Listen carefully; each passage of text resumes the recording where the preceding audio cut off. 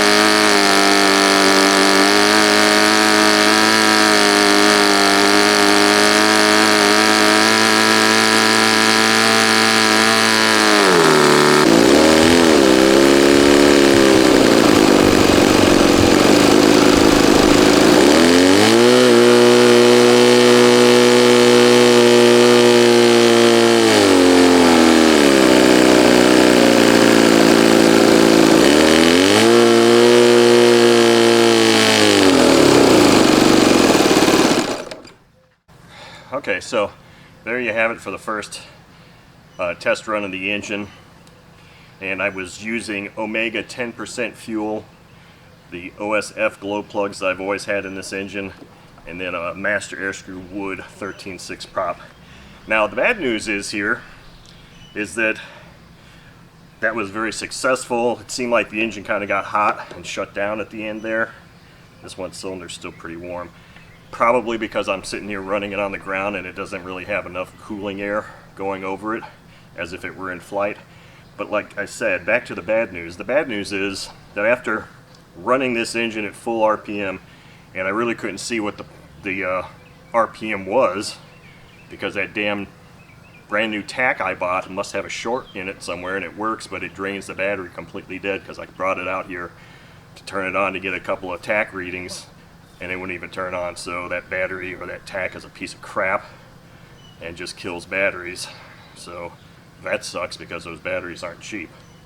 But anyway, after seeing it run, feeling the prop blast behind this, I really don't think this engine is going to be adequate to fly this plane, because this plane weighs right on 7 pounds, maybe a little bit more. And I actually did have my scale, static thrust scale, here attached to the tail feathers and just kind of pulling against it like I used to do in the old days, just to estimate static thrust. And I wasn't really even seeing more than 2 pounds. It was like 1.97 pounds. And of course that's got the friction of the ground and all that kind of stuff in there, but still, that's barely adequate. And I can pretty much judge by the way the prop blast feels from behind an engine running whether it's gonna fly or not. This would be very marginal. This would have to be a perfectly running engine, not sputter out at all, take a long takeoff roll, and then gently climb into the air. So this engine, I believe, in my opinion, would only represent marginal scale flight performance, and so help you if you have a flame out or anything like that on climb out, because you're done.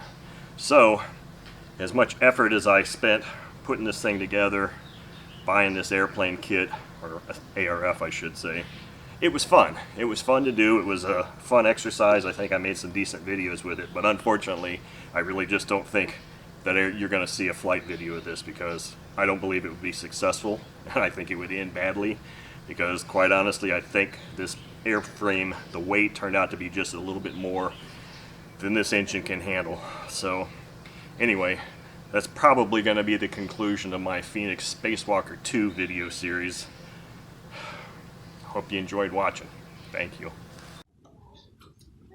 I want you to touch her and have her attack you. No. See, it's not nice, Bella.